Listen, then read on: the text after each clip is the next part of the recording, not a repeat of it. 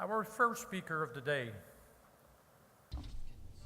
Notre premier conférencier est quelqu'un qui est à la fraternité, qui a commencé pendant 16 ans et qui était délégué syndical, est devenu un agent d'affaires. Et a fait comme nous tous, il a gravi les échelons. Et il est devenu vice-président de la section locale 175 dans le sud de la Virginie de l'Ouest. A été élu le président du syndicat local en 1992.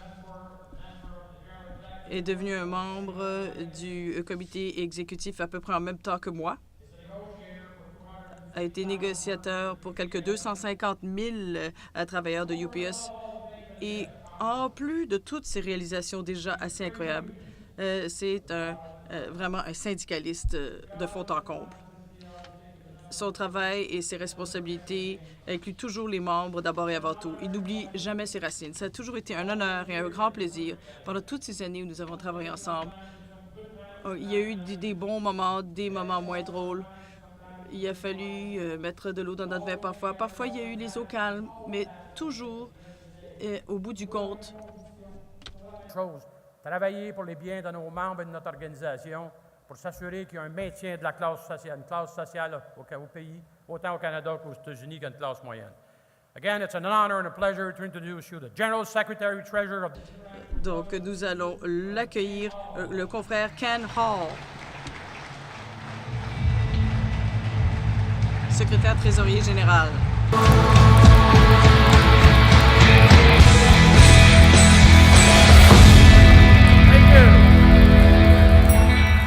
Thank you very much.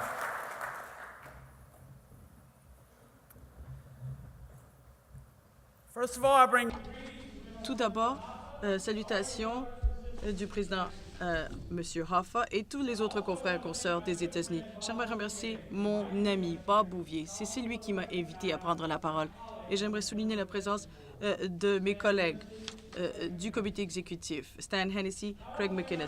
J'aimerais également rendre hommage aux anciens membres du Conseil exécutif national, Don Fraser, Don McGill, et également aux membres de Teamsters Canada, du comité exécutif.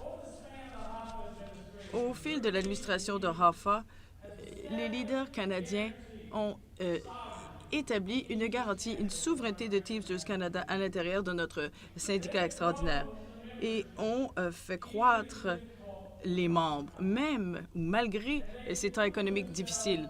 Et on a bien vu qu'ils étaient finalement des conseillers de confiance pour le président et pour moi-même.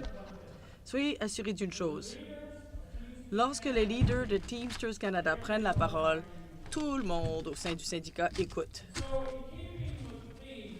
Alors, conformément au thème du Congrès, les temps changent. Eh bien, nous aussi, nous devons nous pencher honnêtement sur nos racines pour voir avec lucidité où nous nous rendons.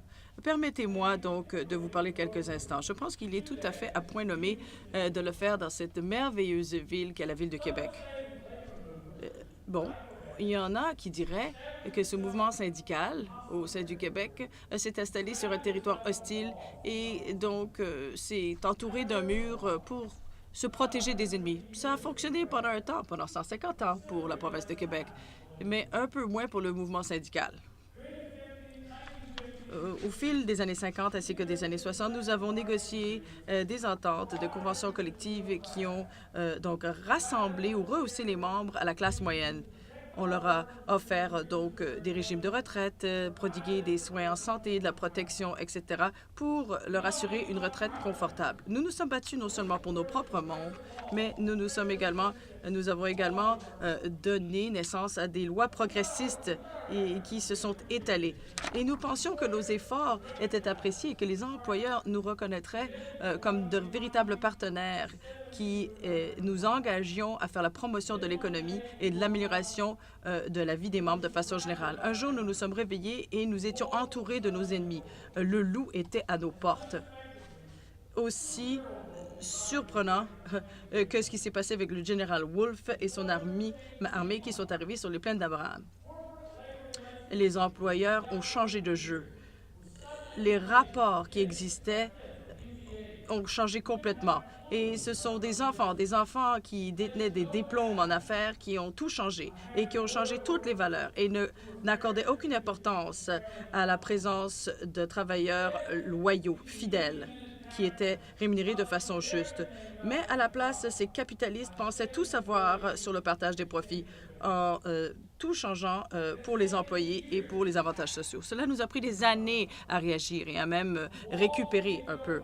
Ces murs que nous avons bâtis avec ces conventions collectives ne nous ont pas suffisamment protégés, comme c'est le cas pour les murs autour de la Ville de Québec et le général Montcalm. Les temps ont changé. Et oui, les temps changent et c'est effectivement le cas et nous devons suivre le pas. Effectivement, certains pourront dire que les temps ont changé et que nous devons rattraper. Aux États-Unis, malgré le fait que nous ayons un président qui est sympathique à la cause des travailleurs, nous avons été assiégés par ce qui se passe avec les corporations et l'aile droite. Vous avez vu ce qui se passe avec les employés, les fonctionnaires, les femmes, les aînés, etc. Diviser pour conquérir, n'est-ce pas? C'est toujours la même histoire. Les jeunes travailleurs, doivent jouer contre les retraités. L'immigrant qui vient d'arriver fait concurrence avec une personne dont les ancêtres viennent d'arriver il n'y a pas si longtemps. Les médias ont dit que quiconque qui a encore un certain type de régime de retraite ou quiconque qui a une assurance, donc veille à ses intérêts de façon égoïste. D'une façon ou d'une autre, ils ont pu faire un lavage de cerveau auprès des gens qui ne sont pas syndiqués.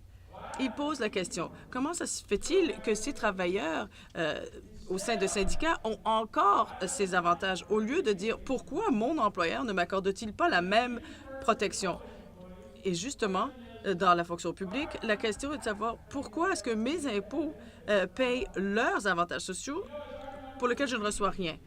Voilà, à fur et à mesure que nous sommes moins, on est de plus en plus isolés et nos cris pour la justice ne sont entendus que parmi les nôtres. À l'heure actuelle, la densité au Canada est environ 29 70 dans le secteur public plus large. Ça semble plutôt positif du côté des États-Unis où la densité est plutôt d'environ 7 Donc, nous n'avons d'autre choix que de changer si nous voulons laisser à nos enfants et à nos petits-enfants des organisations qui leur permettent de protéger leur bien-être à l'avenir. Et nous savons que dans toute entreprise importante, les choses ne sont pas différentes ici. Ils veulent que les syndicats soient faibles pour que personne ne soit sur leur chemin.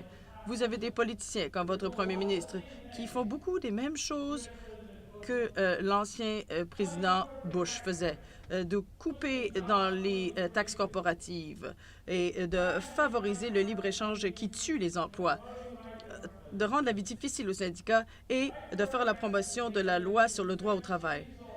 Au Canada, vous pouvez vous attendre aux mêmes résultats qu'il y a eu dans les 24 États des États-Unis où cette loi a déjà passé. Ces États ont des taux de salaire beaucoup plus bas et également des avantages sociaux moins intéressants.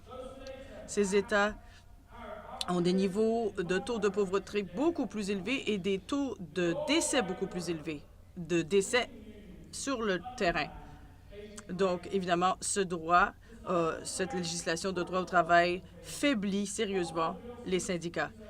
Mais vous en savez encore plus sur le projet de loi C-367 qui imposerait à tous les syndicats, tous syndicats locaux, etc., toute fédération, d'avoir à déposer des déclarations d'impôts très pointilleuses et de les exposer au public. Nous ne voulons pas exposer tout cela au public.